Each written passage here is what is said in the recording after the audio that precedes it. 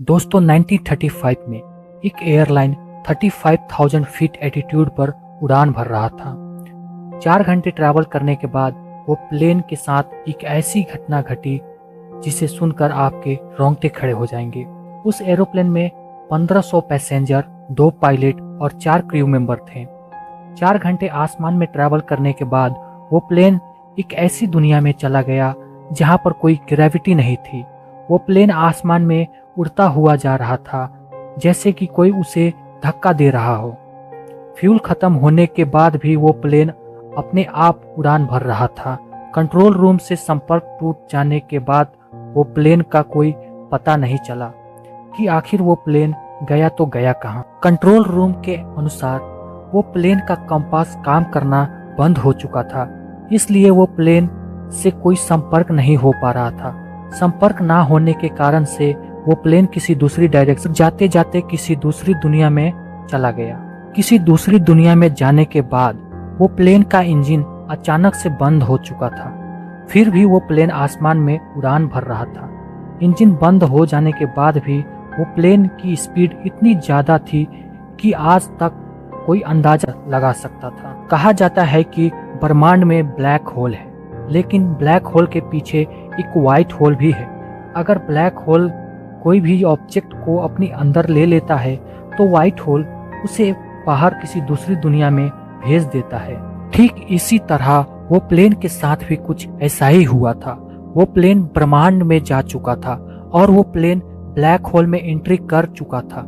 Entry करने में उस प्लेन को 11 साल लग चुका था। 11 साल के बाद वो प्लेन ब्लैक होल के पीछे व्हाइट होल से किसी दूसरी दुनिया में पहुंचता। पायलट ने देखा कि ये दुनिया बेहद खतरनाक दिख रही है। सिर्फ चारों तरफ काले बादल, अंधेरा के सिवा कुछ नहीं दिखाई दे रहा था। फिर भी वो प्लेन आसमान में उड़ता हुआ जा रहा था जैसे कि उसे अपनी तरफ कोई खींच रहा हो। लेकिन कंट्रोल रूम से रेस्क्यू टीम भी भेजा गया उस प्लेन को पता लगाने के लिए, लेकिन वो प्लेन का कोई अता पता नहीं था। पता लगाने वाली टीम भी वापस आ गई, मगर उस प्लेन का कोई पता नहीं चला। वो प्लेन किसी दूसरी दुनिया में चला गया था, लेकिन वो प्लेन के पायलट उस प्लेन को लैंड करने की कोशिश कर रहे थे, लेकिन वो प्लेन लैंड नहीं हो पा रहा था। जब उसे लैंड करते थे तब ऐसा लग रहा था कि जैसे कि कोई उस प्लेन को ऊपर की तरफ खींच रहा हो। ना ही वो प्लेन की स्पीड कम हो रही थी और ना ही वो लैंड हो रहा था।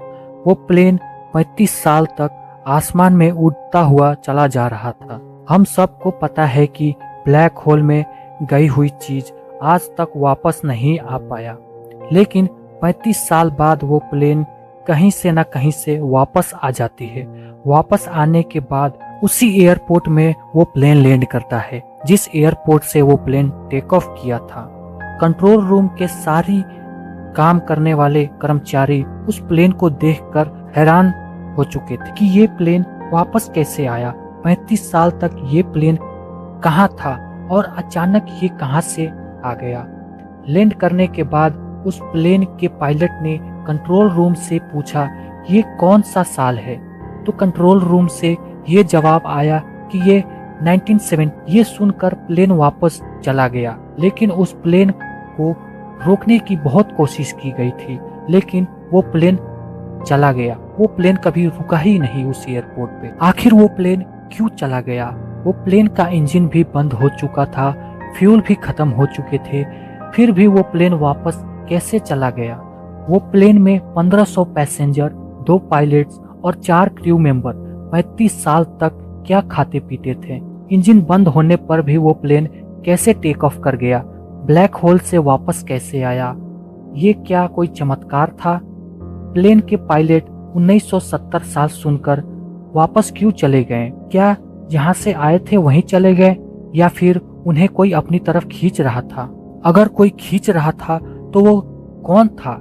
क्या किसी दूसरी दुनिया की शक्ति थी जहां से वो आए थे? इस प्लेन के बारे में आप क्या सोचते हैं? हमें कमेंट करके बताएं। अगर ये घटना आपको अच्छी लगी तो प्लीज वीडियो को लाइक, चैनल पे नए हैं तो चैनल को सब्सक्राइब कर दीजिए और कमेंट में अपना राय जरूर छोड़ दीजिए।